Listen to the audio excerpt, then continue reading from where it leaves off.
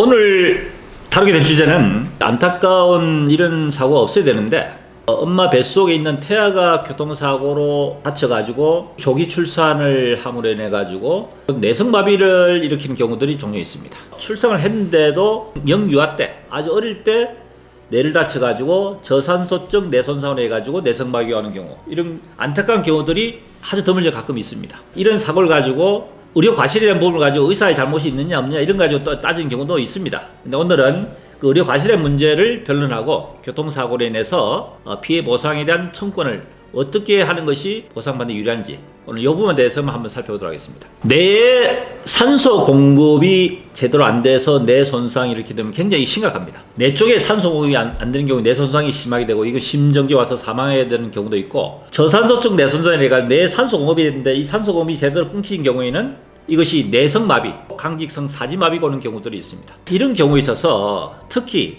조기 출산의 내성마비 경우라든지 아주 어릴 때 사고 나서 제대로 본인이 의사표시를 할 수 없는 내성마비가 있을 때 이런 경우에 이제 손해배상 청구를 해야 되지 않겠습니까?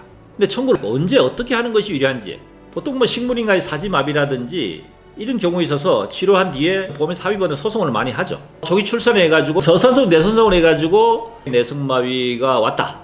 그러면은 어린애가 뭐 제대로 의사표현도 못하니까 그냥 일반 피해자 입장에서는 이제 억울하기 때문에 이 상태에서는 계속 경호관찰을 해야 되니까 무작정 치료할 게 아니고 그냥 빨리 소송해서 보상받아야 돼 싶어서 소송을 하는 경우가 있습니다. 이게 문제가 되는 겁니다. 소송할 수는 있습니다. 보통 이제 소송을 하게 되면 이제 신체 감정을 하게 됩니다. 신체 감정이라는 것은 이 환자 상태에 대해서 과연 앞으로 얼마나 살 수 있는지, 또는 이 환자에 대해서 간병이 얼마나 필요한지 이런 부분에 대한 것을 감정의사가 감정평가를 해주면 그걸 가지고 판사가 판결하게 되는데, 식물인간의 사지마비 같은 경우에 있어서 보통 일반적으로 감정을 하게 되면 여명 비율을 정하게 됩니다. 앞으로 살 수 있는 나이. 근데 어린애가 뭐 거의 의식불명 상태라니 강제적 사지마비를 해가지고 제대로 의사표현도 못하는 상태를, 물론 이 관련된 판례들이 있겠죠. 이런 유사한 판례도 있지 않겠습니까? 의료사고에서 소송이 제기돼서 판결도 있을 거고, 또 교통사고 유사한 판결도 있습니다. 25% 30% 정도 여명이 있다 이래 보고 판결을 하는데, 그렇게 해서 대법원 판결을 받게 되면은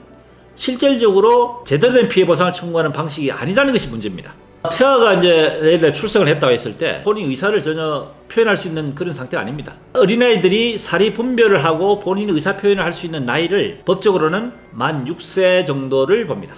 어린아이가 일반적으로 태어나가지고 본인이 사리 분별을 할 수 있고 본인 의사 표현을 할 수 있는 나이, 그것을 보통 만 6세 정도까지 본다는 이야기입니다. 자, 그렇다면은 이 태아도 마찬가지입니다. 출생을 했다 했을 때 만 6세 정도까지 최소한 그때까지는 일단 지켜본 뒤에 얘가 본인이 네가 아프다 어떤 상태에 대한 내용을 본인이 의사표현을 할 수 있는 나이까지 지켜본 뒤에, 그리고 나서 정확하게 환자 상태에 대한 감정을 하는 것이 맞는데, 의사표현도 할 수 없는 애를 그냥 의사가 환자 상태에 대한 것을 임상을 판단해서 결정한다는 건 잘못된 이야기라는 얘기입니다. 제일 좋은 거는 계속적인 치료를 하고 적어도 만 6세 이후에 소송을 하든지 합의를 하는 것이 제일 좋습니다. 그래야 객관적인 판단할 수 있다는 얘기죠. 왜냐하면 상태가 좀 더 호전이 될 수도 있고 물론 악화될 수도 있지만은 적어도 본인이 의사표시를 할 수 있는 나이까지는 지켜보고 난 뒤에 해야 되는데, 만일 예를 들어 소송을 일찍 하는 경우 감정의사한테도 이야기를 한 재판부에다가 나는 소송을 적어도 만 7세까지에 대한 것만 우선 청구를 하고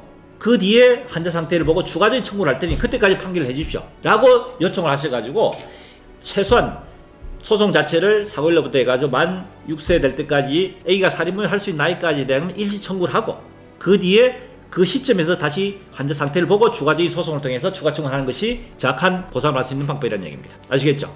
이런 유사한 사례를 가지고 타 법률사무소에서 1차적으로 소송을 잘못해서 저희들 윤회님 와가지고 추가 소송을 해가지고 승소한 판결들이 저희 유튜브라든지 홈페이지 성사례 보면 있습니다. 그걸 참고하시면 됩니다. 오늘은 이런 자세한 내용에 대한 부분보다는 이런 경우에 어떻게 청구하는 유리한지에 대한 부분에 대해서 한번 살펴보는 시간을 가졌습니다. 도움이 되셨으면 구독, 좋아요, 알림 설정 부탁드립니다.